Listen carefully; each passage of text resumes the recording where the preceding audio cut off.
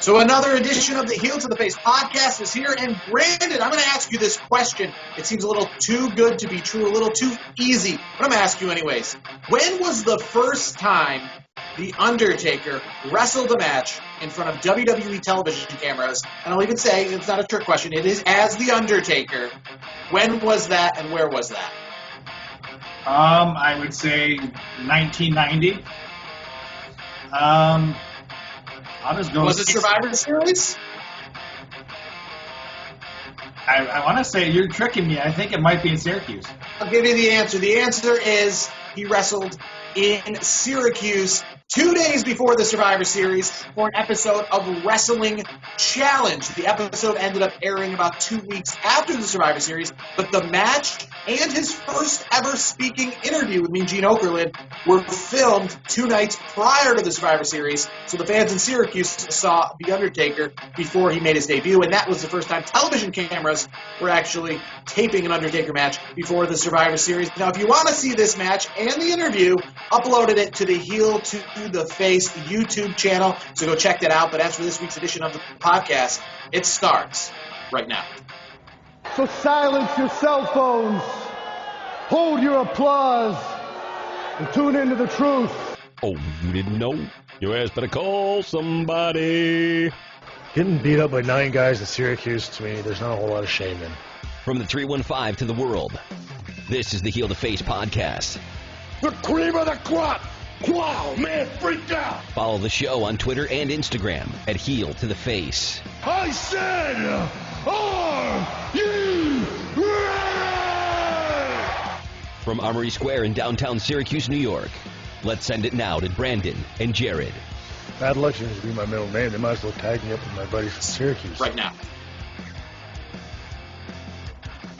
So another edition of the Heel to the Face podcast is here. Brandon Clements, myself, Jared Wicks. You can follow the program at Heel to the Face on Twitter. Make sure whether you listen to us on Spotify or watch us on YouTube, you subscribe to get notified of all our shows. And as I mentioned in the teaser, maybe even some other supplemental things along the way. But a lot to talk about this week. Kenny Omega taking the world wrestling by storm, the world of wrestling by storm, showing up on Impact Wrestling. And, Brandon, I don't know if you saw my tweet earlier in the day prior to his appearance on Impact, but we'll start there. And it pretty much went down exactly like I thought it would, and that it would be an episode of Impact Wrestling, have nothing to do with AEW, and then at the end of the show, the last 15 minutes, Kenny Omega comes in, doesn't even come in actually on his bus, has an interview. It really was just a great commercial for Impact Wrestling. Now, I'll actually start with the matches itself of Impact Wrestling. I watched it.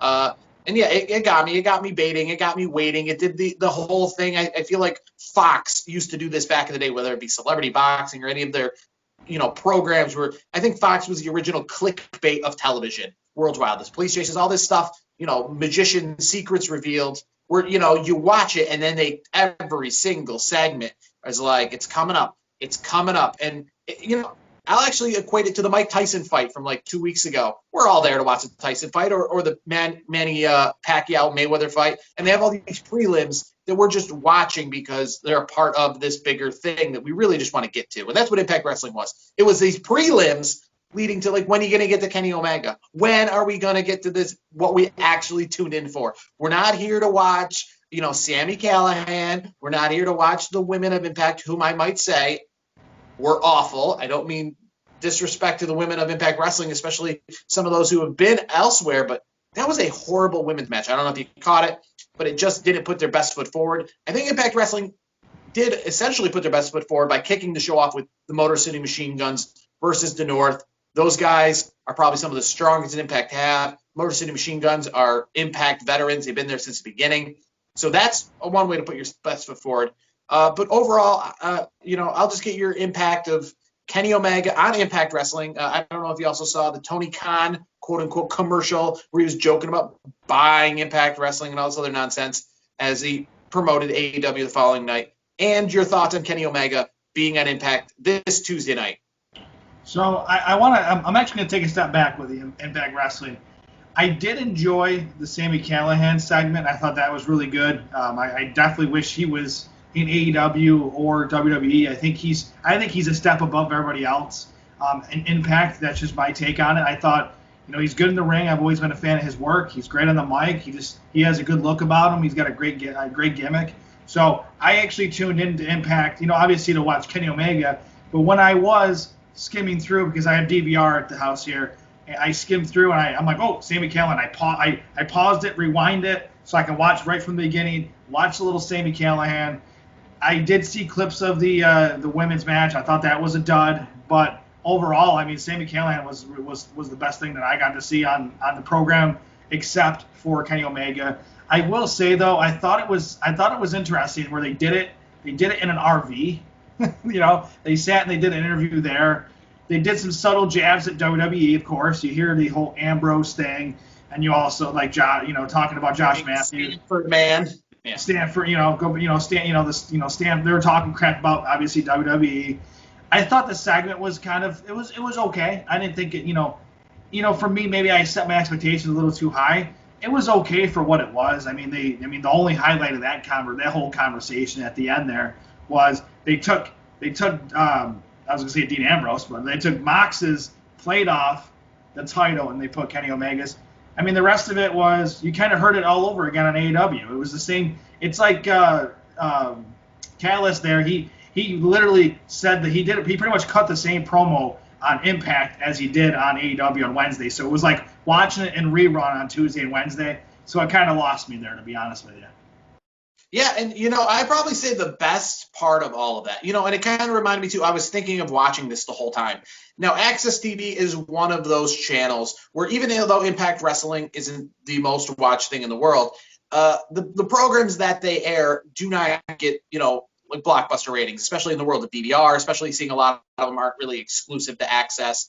They're not live presentations like of sport like an Impact Wrestling would be. So I was watching this, like, thinking, what a night this is for Access TV. I mean, they got to be pulling out all the stops when it comes to commercials and everything that they're kind of promoting their channel. But one program that I think I really loved was following Impact Wrestling. I don't know if this is every single week, but if it is, I might tune in. It is TNA in 60. As soon as Impact Wrestling was over, they had a 1-hour program of classic TNA. A classic TNA they kicked things off with was an X Division match from, I think, 2005 with AJ Styles and Petey Williams. So that was really cool. I found, enjoyment in that. And that reminds me, too, and this goes back to the questions I've always asked, and I kind of always wondered, and we've talked about it many times, or I know I have, about AEW and, how they've managed to make such an, no pun intended, impact when TNA couldn't. And a lot of people were saying, and I ran a poll on my personal Twitter account this week of, do you think this is going to be the most watched Impact ever? And overwhelmingly, people said yes. And the results were no. 223,000 tuned into Impact this week. That is a 100% jump of about 121,000 of last week. They went from 2,000 average Twitch watchers, which they had in previous week, to 50,000 watchers on Twitch. But I think the big story is the big episode goes back to June 5th, 2010, when Hogan made his debut, the night that they went up against Monday Night Raw. And if this puts things into perspective about talking about AEW, NXT, and that rivalry they're going on, 2.2 million watched that episode of Impact, peaking at 9:15. That means right in the wheelhouse of Monday Night Raw. 9:15, 2.9 million tuned in to that episode of Impact Wrestling. So it really kind of shows you, even AEW, I think they got 2.4 on their debut show. They haven't gotten that since. They've been around the 1 million marker. They got the 1 million marker this week. They beat out NXT about 1 million to 659. It really shows you that Impact Wrestling, I mean, to those who think that AEW is this alternative and it's something new and exciting, it is, but it also was here before, and we just let it slip out of our hands. And maybe this time around, people took it a little more seriously. They don't want it to slip out of our hands like we let Impact Wrestling slip out of our hands. Maybe they like the idea that there's better management over there at AEW than Dixie Carter was at Impact. But yeah, it shows Impact Wrestling has definitely fallen a long way. And they're great. They're happy to see a 100% increase from the previous week, no doubt about it. But it is not, even 223,000. It didn't even match what people tuned in for NXT. So it did the job for Impact Wrestling, But I have a feeling Kenny Omega showing up again this week. Are you buying in again this week, or is this going to be a DVR catch the highlights kind of thing? Probably DVR catch the highlights kind of thing for me. I mean, let's be honest. There's only so much wrestling. I mean, personally, that I can watch every single week. Being a working person and having a little one, sometimes it's tough just to get through 3 out of 4 of the shows that I normally watch, which are Monday Night Raw, Friday Night SmackDown, NXT, and AEW Dynamite. So for me to add one more layer to it would make it even tougher for me. So for me, I prioritize it like this. I will always watch NXT and AEW religiously. Those are the shows that I look forward to every single week in the sports entertainment realm. And then if I have time, or I just happen to be flipping through, I'll watch Monday Night Raw like as it's happening, or same thing with SmackDown. It's not appointment TV to me as much as AEW and NXT. I still go back and watch it to see, I'll flip through on the DVR a little bit later on, maybe on a Tuesday, or even before NXT or AEW on a Wednesday night, just to see what happened. I mean, that's it for me. I just can't. Impact got me for a little bit. I actually had a day off today, so I had a little bit more time on my hands, so I was able to get through as much of it as I could. So that's why I was able to watch as much Impact as I could. So again, I don't think Impact it's not gonna make a huge impact for Impact, but I think it was cool to see him on another show on another channel. I don't know if this is going to be long term. I don't think it will be, but it was interesting for what it was. It got enough people to watch, and you saw they doubled their numbers on the Impact side. And I will say this last point: AEW, they got a kick in the pants too. I mean, they've expanded their lead. I mean, usually it's pretty neck and neck, NXT and AEW every week. They're usually within about 100,000 or so. This week, they just destroy. I mean, the last couple of weeks, honestly, they've been kicking NXT's ass. And this week in particular, they went above and beyond. So for me, my argument is it helps Impact, of course. But people are forget that, wait, AEW's numbers went up a little bit too. So the only people that I can see watching Impact religiously are some of the people that all they do is watch wrestling. It's all they do. They could be they're just diehards. They just watch anything. Shit, I mean, you can watch old indie stuff on TV. You can go on the internet and find stuff. So those are the folks that watch every single day wrestling. I mean, good for them, I guess, right? Yeah, and we'll start with AEW. I think a kind of a reason why AEW is succeeding is not just the Kenny Omega thing, but I would probably say a large portion of that is the icon. It's Sting. He spoke for the first time this week on AEW TV. He said to Cody Rhodes, "You're not the guy I'm going after," and all things kind of implied with Darby Allin up in the rafters or up in the stands, kind of Sting-esque from his WCW days. Kind of hinted at him. Contrary to what you said last week, some new reports have come out that Sting will actually be competing in All Elite Wrestling as part of his contract in AEW. So here's my question: if he was to wrestle, do you want to see him go against the big boys? Do you want to see him? Do you want to see the Cody Rhodes match? Do you want to see a Dustin Rhodes match? I think if that match hasn't already happened back in the annals of time, or do you want to see him go up against Darby Allin? Do you want to see him go up against, Orange Cassidy? Which would you prefer if you have to see Sting in the ring? I mean, let me rephrase this a little bit from last week's episode. I still don't think it's a good idea for him to be wrestling. So if that is true, the reports come out that he actually is wrestling, then you have to go with the smaller guys. You have to fight the Darby Allins. You gotta tie it up with the Jungle Boys of the world. I don't see him facing a guy like Powerhouse Hobbs. I don't see him facing Wardlow, the Murder House, the Murder Hawk Monster. I don't see him doing anything with him. It's got to be the little guys. I mean, especially for his body. He's in his 60s, for God's sakes. I mean, what can he really do in the ring? Yeah, he's 6 years older than The Undertaker. And he's been probably wrestling for at least the same amount of time, if not longer. I don't want to say that he's been wrestling. I don't know who has more matches under their belt. But The Undertaker's been kind of on a one-match, two-match schedule for a while now. Sting did take a couple of years off. But in his Impact days, I mean, he was going out full force when The Undertaker was kind of on a part-time schedule. Then we're talking like 2013, 2014. Sting was wrestling a lot while Undertaker was kind of taking things off. So I don't know how it all balances out, but yeah, he still wants to compete. He's, like I said, 2 weeks in a row he shows up. So I guess my thing is, if it brings in numbers for AEW, we'll see. So far, I think it has. I think that is what has contributed to the rise of AEW, not so much the Kenny Omega Impact thing. But I'll be curious to see, because as I transition to now, NXT, I think, had the better product this week. NXT had a big week of news and action. We start with War Games, great pay-per-view, 5 matches on the card, going about 3 hours long, and that's what you want. I mean, your main event went 45 minutes. Yeah. Your women's match to kick off the show went 30 minutes. Your Johnny Gargano, Damian Priest, Leon Ruff, where Johnny Gargano regained the belt, to our surprise, that went about 20 minutes. A great pay-per-view overall. Intriguing, entertaining. Pat McAfee looked great once again. Best part is he took it to the Pat McAfee show the next day and kept building on it. He kept milking it. You know, that's what's, I think, good about Pat McAfee, is he not just brings that legitimacy when it comes to being a regular athlete, but he's not against keeping it going in real life, keeping the kayfabe alive. And then moving on to NXT, the show this week, Karrion Kross made his return.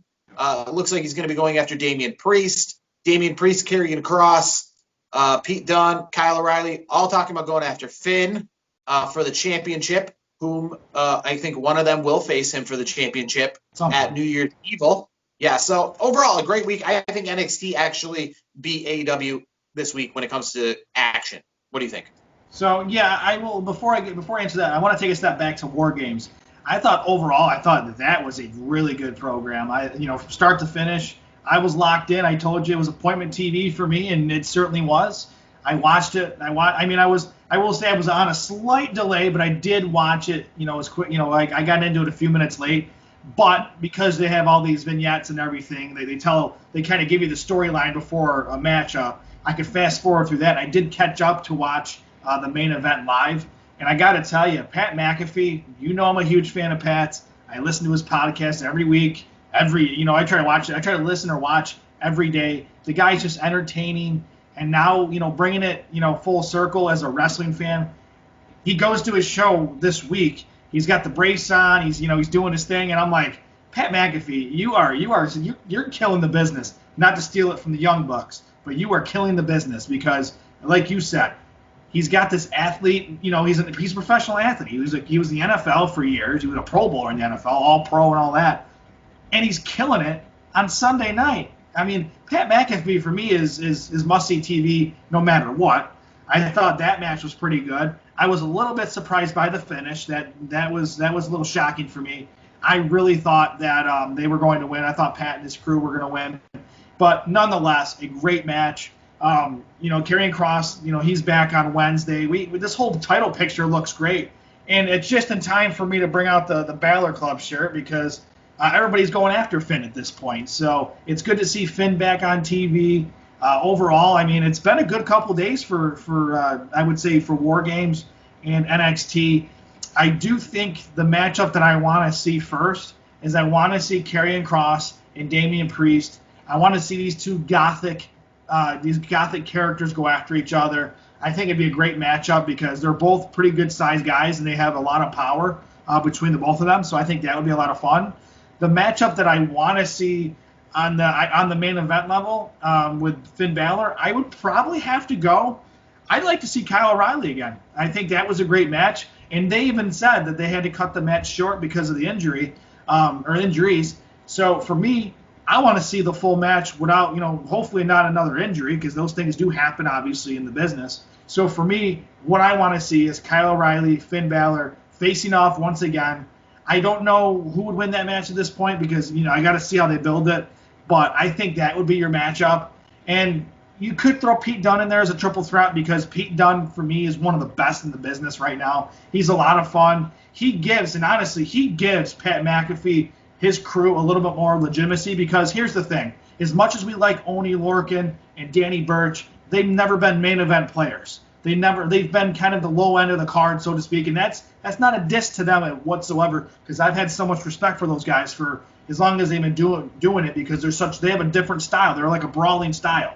So having Pete Dunne a part of McAfee's crew completely legitimizes it for me. So, I mean, overall, it's been a great week. One other thing I do want to point out, one other name I should say, Raquel Gonzalez is a star. She is a mega star in the making. I think she's going to take over, pardon the phrase, she did take over this past weekend, War Games. But this week she had another great match. There was a little stare-off between her and Ripley.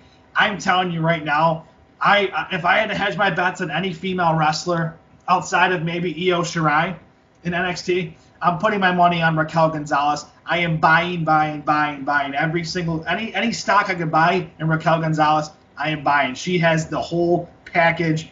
WWE is they better not screw this up, because they found themselves a potential. Actually, let me rephrase that. A future megastar.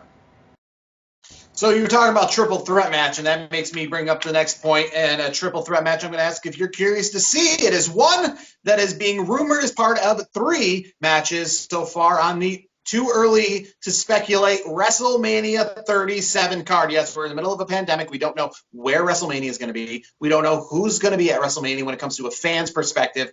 But WWE, as we've seen, doesn't slow down anytime soon. They got to keep the train moving. And right now, some early projections have us a triple threat match for the WWE Championship. Drew McIntyre, Brock Lesnar, and Keith Lee. Randy Orton versus Edge. I think we saw that one coming probably since last year. Yeah. And Goldberg versus Roman Reigns. Now, that ties into something we were talking about off the air of Goldberg obviously hinting at that. That's not a surprise. He's been saying, essentially to Roman Reigns, you're next for a while now. I guess my question to you is, and I'll ask you this is the question I'll ask. Brock Lesnar and Goldberg, not exciting. Sting, exciting. Why? I think there's a lot to kind of unpack with the Sting versus Brock and Goldberg thing. Number one, it brings back a lot of memories for a lot of people for a lot of different reasons. I mean, growing up as a kid back in the late 90s, early 2000s, I mean, Sting was kind of the leader in the clubhouse for WCW. Let's be honest. I mean, a lot of people watch WCW over WWE, or as we know it back in the days, WWF, because of Sting.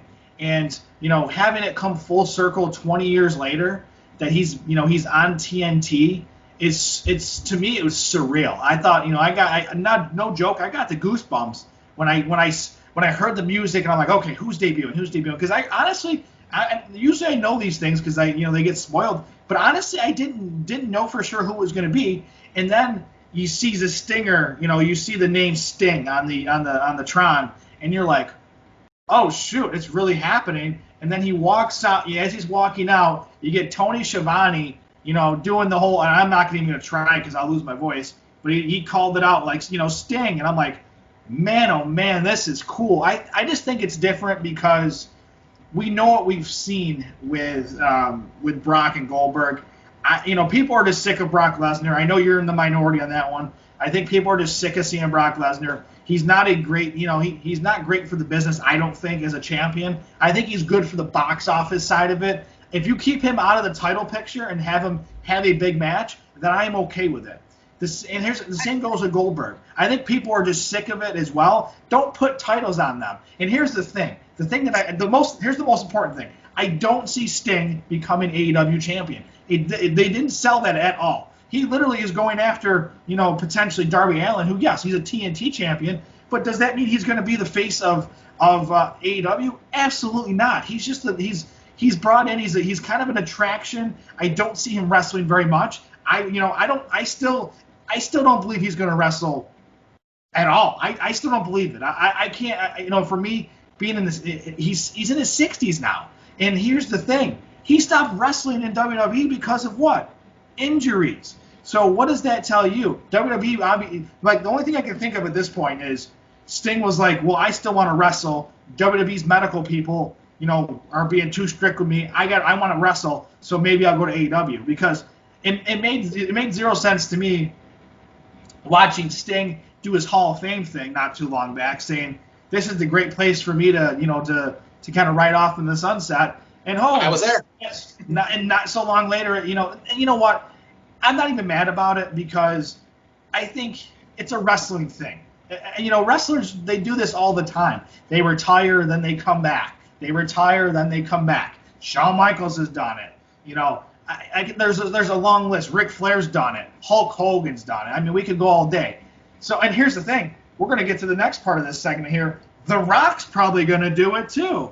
And I'm not saying at WrestleMania 37 this coming year, because we don't know what the hell is going to go on with the pandemic. We're still in the middle of it. We've been doing our show remotely for 3/4 of the damn year. So I'm thinking in 2022, Rock, Reigns, main event, on the marquee, so to speak, WrestleMania 38, 2022.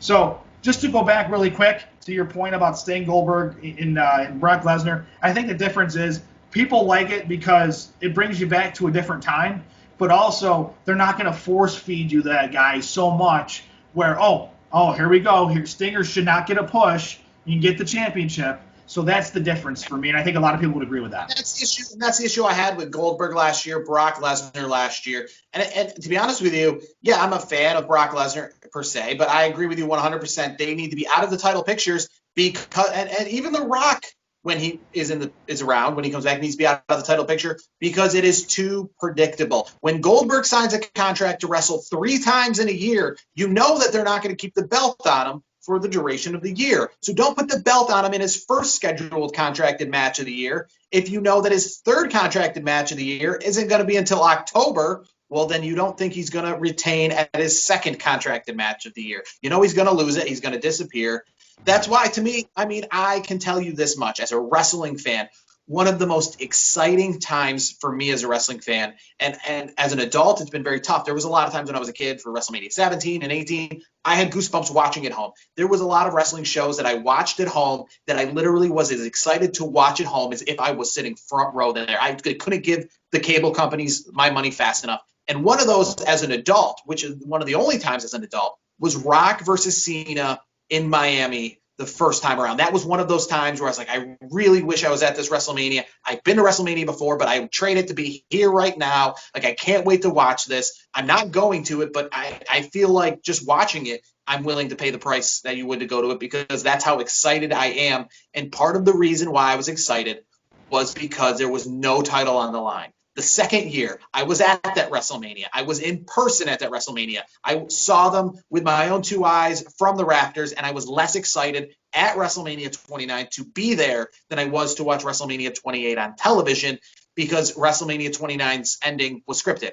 We knew The Rock wasn't retaining the belt. We knew he was going to give it to Cena. You know Cena was going to get his revenge on The Rock. It was so predictable. The first time around, though, you didn't know who was going to win because it didn't matter if The Rock left for Hollywood because it was a non-title match. Goldberg, Lesnar, they need to stay out of the title picture because in that case, they can actually win at WrestleMania and take off the next day, and it doesn't affect the storyline. They can lose at WrestleMania, take off the next day, and it doesn't affect the storyline. So when you go into the match, you don't already know who's going to win. With The Rock, knowing that he was going to film a movie starting the next day after WrestleMania and going to be in Australia for 6 months, you knew he wasn't leaving with the title. Goldberg, you knew after he won the title against Bray Wyatt last year, he wasn't leaving with the title. And to be honest with you, the 2 matches Brock Lesnar and Goldberg had at WrestleMania, again, I thought WrestleMania was awful, and they contributed to it because they both, I think together their matches were a total of 4 minutes. I mean, they were both like literally just Drew McIntyre beating Brock, Goldberg being the Raw version of, or the SmackDown version of Brock, doing the same thing to Braun Strowman. It was so predictable that it didn't even matter who they piped in there. Roman Reigns takes the time off. It don't matter. We got to give the belt to somebody. That's how little it mattered to have Goldberg have the championship. That if Braun Strowman was out, they would have gave it to, Dolph Ziggler. They would have had him beat him. They would have had anyone beat him because Goldberg wasn't holding onto the belt. It's too predictable. The matches both sucked because they were the exact same version of each other. The one guy starts out strong, and then the other guy isn't phased, and Brock and Goldberg go, what? I can't believe it. And then the finishing moves are hit, and the match is over. Keep them out of the title picture, and I'm interested in both these guys. I think, and that's kind of partially the reason why I think these matches are the way they are because they knew what we got last year. WrestleMania wasn't 100% what everyone was wanting, so they're kind of redoing these matches. Edge versus Randy Orton rematch. The only difference between Drew and Brock is you got Keith Lee in the mix. But like I said, I'm fine with Goldberg, and I'm fine with Brock. Keep him out of the title picture. And my hope is for The Rock. And I can see why they don't want to do The Rock this year because so many things are in flux, and that has the potential to be huge. Thing for The Rock is do what you did with Rock Cena. When fans are back and you know that 2020 will be indeed WrestleMania like normal, bring The Rock in front of a crowd, challenge Roman Reigns for WrestleMania right then. I don't care if it's the night after WrestleMania or if it's in summer or whenever, and build it up. And then when Roman Reigns and Brock fight at WrestleMania 38 in LA in Hollywood, which I think would be a better setting than Tampa, I think, for that match. Make it a non-title match. Make it just those two guys one-on-one. Then you don't know who's going to win. You don't know where it's going to go because you don't have to worry about who's holding the belt.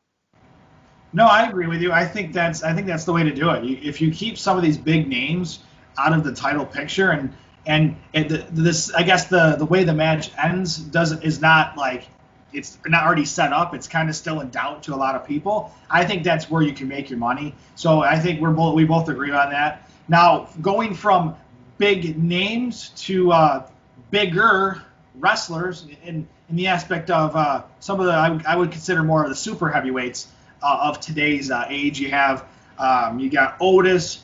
You just talked about Keith Lee, Dabba-Kato. Who else was there? There was a long list of big superstars. Braun Strowman was not one of them that are in the Vince McMahon doghouse. It was reported earlier today. I saw the reports. I don't know what the truth is behind it. It's obviously been circulating, but reports are out there that like Keith Lee and Otis were the big ones, and I saw Dabba-Kato was another one. Those are the ones that come to mind, especially Keith Lee. That they're in the Vince McMahon doghouse because they're not. He doesn't like their work in the ring. He thinks the ring skills are not there. So this is what they're doing just to make them stay on their toes a little bit. Tuesdays and Thursdays are PC days, and for folks that are newer to the show, that's Performance Center days. So they're getting extra training. I have to get your thoughts on this, especially when you mention Keith Lee in the picture with the main event guys. What do you make of this? Is this Vince McMahon just going crazy and being an old senile guy, or do you read into this much, or what do you think?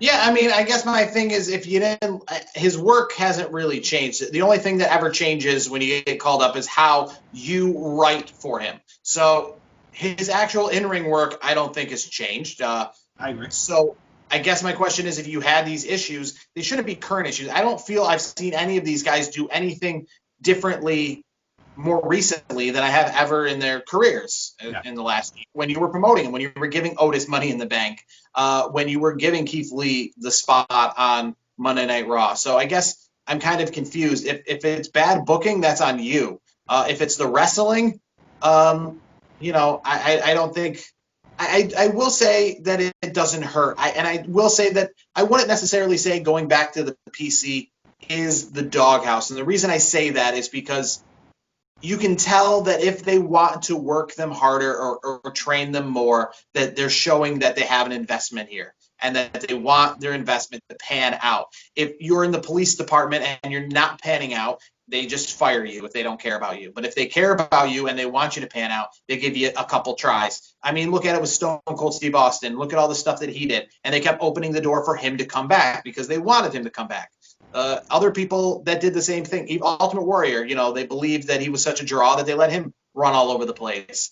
But other people cannot obviously do that. Zelina Vega, she did obviously not get to do that. So the fact that they're showing that they're not just going to cut you or fire you or release you or just completely demote you, but instead send you to the PC, but still keep you on the track of putting you in the WrestleMania main events. I don't think it's so much of a doghouse. It feels kind of like a AAA sort of demotion. But at the same time, it shows that they still believe in you instead of, like they said, some attention is better than no attention. When they stop paying you any attention, they stop caring about your matches, and they stop critiquing you is when they just don't even care anymore and that you're just being set up to be released. So I don't necessarily think it's the doghouse per se, but I think, like I said, if it's bad booking, that's not on any of these guys. And unfortunately, for Keith Lee and Otis, that's kind of the stuff that happens when these guys make it to the main roster is they get this bad booking. I can see why somebody like Finn Balor or Adam Cole would never want to leave NXT. Yeah, no, 100%. I agree with you. Why do you think there's so many big names still down in NXT that we've talked about for many years? Hey, when are they going to get called up? Maybe they've gotten the call and they said, nah, no thanks. I like what I'm doing down in NXT. I know this for a fact with one superstar who's getting a lot of great work. He's doing a lot of great promos, segments, matches. Tommaso Ciampa. They've offered him to be called up, I feel like, more than once. I mean, aside from that little segment they did, that short-lived thing they did, I think last year, 2 years ago. But realistically, from all the digging that I did was he likes the work-life balance of being at NXT, with his family. So for him, I think it's that on top of how it's booked, because here's the thing. Who's booking things down there? You got great minds down there like Triple H. You got Regal. I mean, there's some great figures down there, and Shawn Michaels, of course. They're especially with a guy like Ciampa, Adam Cole.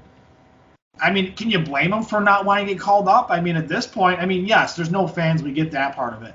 But maybe some people really like the NXT factor, and you know what? It's probably not a bad thing because we've talked about this. We've been doing the show, 4 years almost now, and we've had these conversations like, man, I want this guy to come up. I want this girl to come up. I want this and that. But you know what? Having wrestlers, both male and female, that, I'm speculating, of course, that maybe want to stay in NXT instead of getting the main call-up is probably good for the brand, because if you bring too many of those big names up to NXT and then you're left with maybe some underdeveloped mid-card talent, NXT ratings are going to go down. So for me, I think it's a good balance. I think, you don't need the whole roster doing it, because you got to have some surprises. You got to have the Matt Riddles coming up, the Keith Lees that have come up. So I think it's a good thing that some of these wrestlers are staying. And now that WWE has even incorporated like NXT into WrestleMania, a little bit into the Royal Rumble. They don't need to get called up if you want to see them at WrestleMania, if you want to see them at Survivor Series or these big-time pay-per-views. Like last year, Charlotte Flair, Rhea Ripley, the NXT Women's Championship was a match on the WrestleMania card. So you don't necessarily think like, I'd love to see her like on a grander stage. She could be on a grander stage, but still under the NXT banner. Yeah. So it doesn't really hurt there. As we're going to wrap up this week's edition of the show, but we will say for next week, we're going to do our own version of what we pick for the Slammy Awards. If you haven't heard, the Slammy Awards are returning December 23rd, a Wednesday, at a great time that we can all watch it. Of course, 10 in the morning Eastern, 7 o'clock Pacific a.m. So no better time to put that on the WWE Network than that hour. So clearly, we might not be watching that. So instead, watch us, and we'll give our picks for our Slammy Awards. We'll go right down the categories, and I'll ask you, Brandon, who you think are going to win some Slammies. Myself as well. Brandon, what do you want to finish out this week's show with? I do want to say one last thing. I want to, send our condolences out to our to Zeus, or as a lot of people knew him as Tiny Lister. He was a very big, powerful character in many movies in wrestling. He's been all over, not even just wrestling, but movies in general. I've seen him even on a Walker, Texas Ranger episode back in the day. So, Tiny was in his 60s, if I'm not mistaken, but we lost Tiny this week. 2020 has been a rough year across the board, and we're losing a lot of people that I've found very entertaining, and they had a great impact on my life. So, my thoughts and prayers go out to Tiny and his entire family. He wrestled a match with Macho Man Randy Savage in a steel cage as a tag team versus Hogan and Brutus Beefcake, which aired on Wednesday, December the 27th, 1989, and went up against Starrcade. It was known as No Holds Barred, the match and the movie. It was the pay-per-view, the movie itself making its pay-per-view debut, followed by a match that was taped prior. And also his wrestling movie connection has you at the holiday season. Good time in December. Santa's Sleigh, 2005 release with Bill Goldberg as the evil Santa Claus. Tiny Lister makes an appearance in that movie as well. So like I said, next week we'll talk Slammies. We'll obviously talk TLC. We'll talk this past week's SmackDown, which airs tonight, the first WWE show inside the Thunderdome within Tropicana Field in St. Petersburg, Florida. We'll talk that. We'll talk AEW, NXT, Kenny Omega, and Impact. So much more. For Brandon, for myself, this has been the Heel to Face podcast. Make sure you subscribe and get notified, and we will talk to you next week.